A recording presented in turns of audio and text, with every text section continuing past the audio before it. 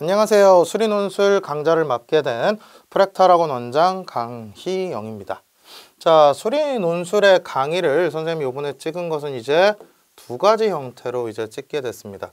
첫 번째는요, 기초 강의라는 거죠.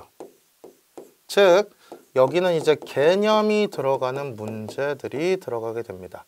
그래서 여기를 분리하기를 선생님이 어떻게 분리해놨냐면 바로 기본 문제라고 분리를 해놨습니다. 자, 그 다음 두 번째는 이제 기본 강의. 이제 이렇게 되는 거죠. 기본 강의.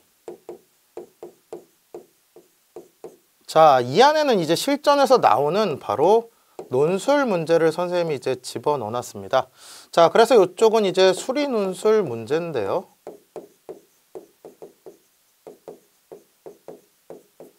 저희가 실전에서 나올 수 있는 기출문제를 기본으로 해서 선생님이 기본 강의를 갖다가 이제 논술 형태로 이제 집어넣어 놓은 거죠.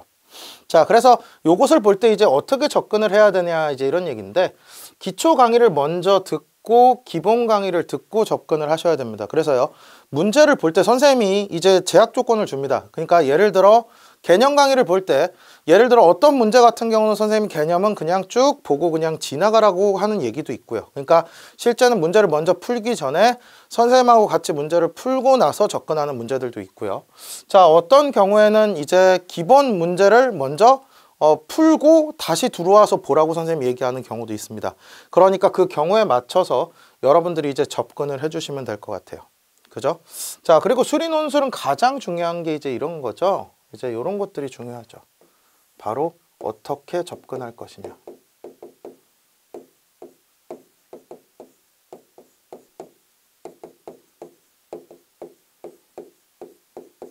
자, 바로 이 접근 방법 때문에 실제 우리는 수리 논술을 가장 어렵게 생각을 하는 거거든요. 그래서 선생님이 이 접근 방식을 이제 잘 접근할 수 있게끔 여러분들한테 강의 안에서 충분히 녹여놨기 때문에 여러분들이 강의를 보시면서 진행을 하시다 보면 이게 이렇게 접근해야 되는구나 라는 것들이 조금 느껴질 수 있는 강의가 진행될 것 같습니다.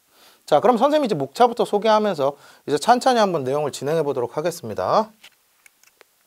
자, 수리 논술의 목차인데요. 자, 우리가 첫 번째로 다룰 단어는 바로 수학적 귀납법이 됩니다. 자, 바로 수학적 귀납법인데요. 자, 우리가 논술 문제를 풀다 보면 제일 많이 등장하는 게 바로 수학적 귀납법이 되고요. 그래서 여기에 따른 출제 빈도가 매우 높기 때문에 우리가 이 단원부터 이제 찬찬히 접근해 나가야 됩니다. 자, 그래서 첫 번째 단어는 이제 수학적 귀납법이고요. 그 다음 이제 두 번째 단어를 우리가 좀 살펴보시면 두 번째 단어는 바로 이제 점화식과 수열입니다. 즉, 우리가 점화식에 대한 얘기는 고등학교 교과 과정에 많이 등장하진 않죠. 그죠? 그러다 보니까 우리가 좀 생소한 감이 있어서 선생님이 단원과 테마를 하나 따로 잡아서 이제 점화식에 대한 대체적인 내용과 이제 무한급수에서 필요한 내용들을 선생님이 차근차근 여기에다 접근을 했었습니다. 무한급수와 바로 점화식에 대한 내용입니다.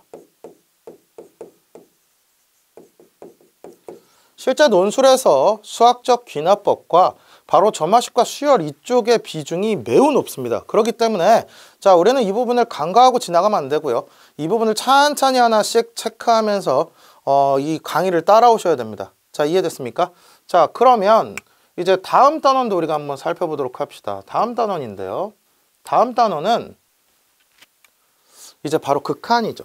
자, 우리가 알고 있는 극한에서 썼던 개념과 실제는 우리가 알지 못하는 과정의 개념도 우리가 여기서 첨가가 돼 있거든요. 그래서 실제는 이 과정에서 나오는 게 바로 무한, 극한, 즉 극한의 수렴성과 그 다음에 극한의 바로 발산성이라는 것이 나옵니다. 그렇기 때문에 우리는 이 과정을 찬찬히 보면서 접근하셔야 돼요. 자, 그래서 실제 여기서부터 여기까지는 고등학교 과정에서 많이 다루지 않는 부분이죠.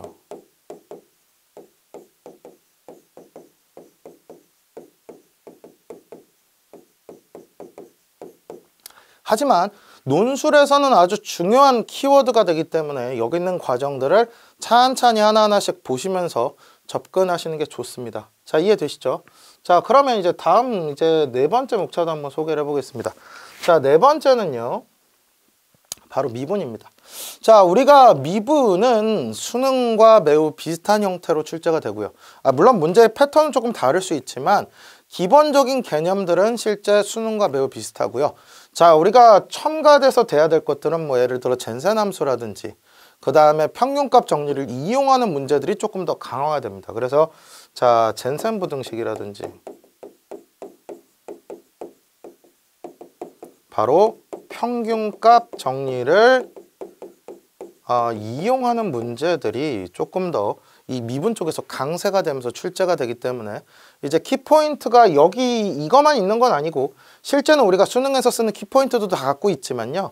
실제는 요 두 개가 바로 키워드가 되면서 이제 첨가가 되는 포인트들이라 우리가 요 부분도 이제 잘 체크하면서 우리가 접근해야 되는 부분들이 있습니다. 자, 그 다음에 이제 우리가 다음 단어는 바로 적분이거든요.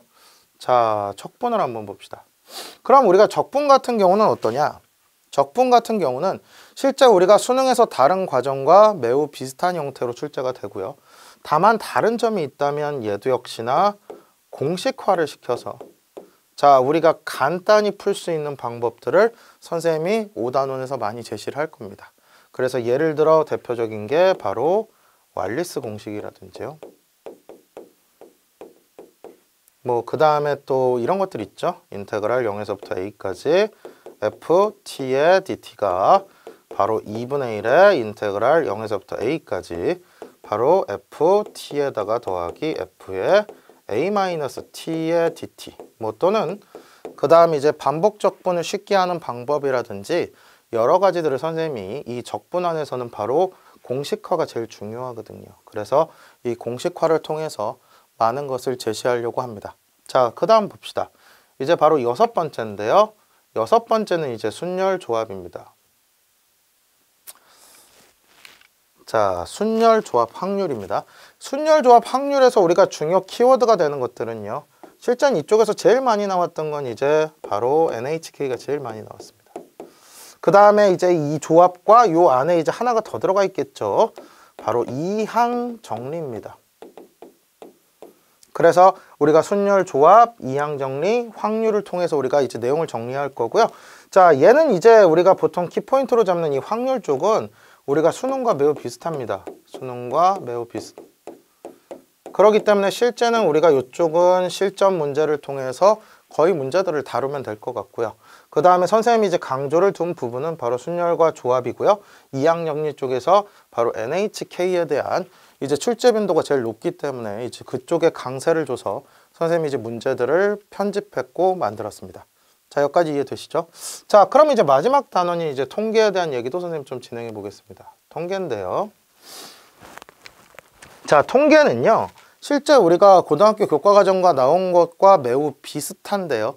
다만 다른 것들이 있다면 이제 우리가 잘 많이 다루지 않은 연속 확률 분포에 대해서 조금 더 이제 깊이 다룹니다. 그래서 연속 확률 분포에 대해서 이제 함수를 잡고 이제 적분과 연결성이 있는 문제들이 좀 많이 등장하거든요.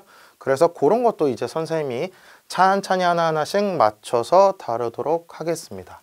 자, 지금 보니까 지금 과정 중에 지금 기백이 없죠. 맞습니까? 지금 올해 지금 출제가 수능이 지금 기백이 빠진 상태에서 출제가 되기 때문에요. 선생님이 우선 기백을 빼고 지금 기본적인 목차를 지금 나열해서 만들어 놓은 상황이거든요.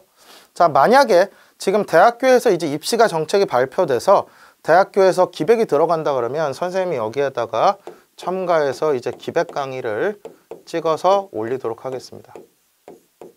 그래서 요거는 이제 같이 묶여져 있는 상태에서 첨가가 돼서 가는 거죠. 그래서 만약에 대학교에서 출제가 안 된다 그러면 이 부분은 제가 강의를 찍지는 않을 거고요.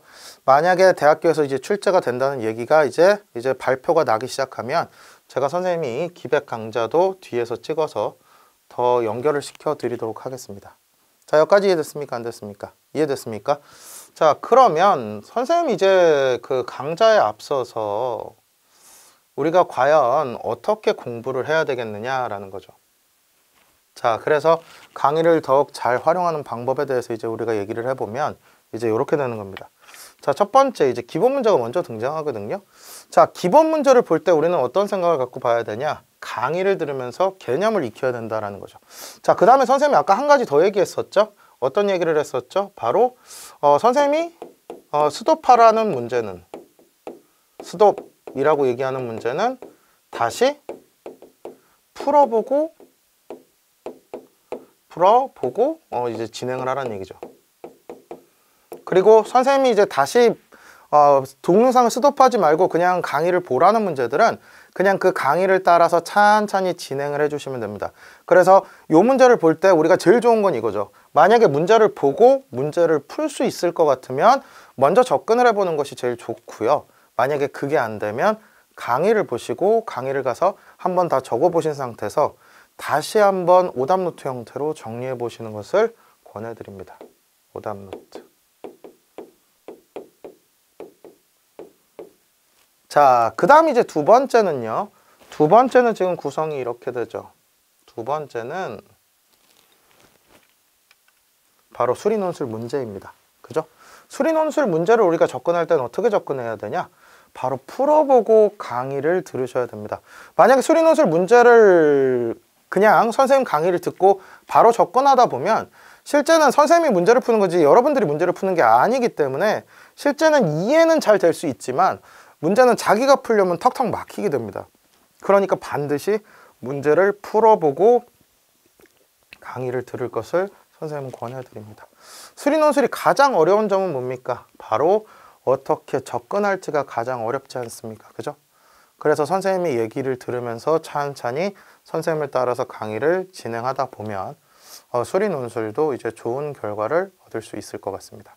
자, 이거 이해되시죠? 그래서 결론적으로 강의는 들으면서 개념 익혀서 진행을 하고, 그리고 만약에 자기가 이 문제를 아예 풀 수 없겠으면 먼저 강의를 듣고 오답을 하고요. 그죠? 자, 그 다음에 수리논술 문제는 반드시 들어오기 전에 먼저 문제를 다 풀어보고 들어오는 것이 제일 좋습니다. 자, 여기까지 이해됐습니까? 안 됐습니까? 이해됐죠? 선생님이 이제 본 강의에서 뵙도록 하고요. 실제는 모르는 것이 있거나 그러면 실제는 강의를 듣다가 이제 곰곰이 좀 생각을 해보고 자기한테 먼저 질문을 해보고 접근하는 것이 제일 좋은 방안일 것 같습니다. 그리고 만약에 그래도 정 모르는 것이 있으면 게시판에 질문을 남겨주시면 선생님이 추후에 빠른 시간 내에 답장을 하도록 하겠습니다. 자, 요거 잘 이해되셨죠? 자, 그럼 선생님은 이제 강의를 들어가면서 강의에서 뵙도록 하겠습니다. 감사합니다.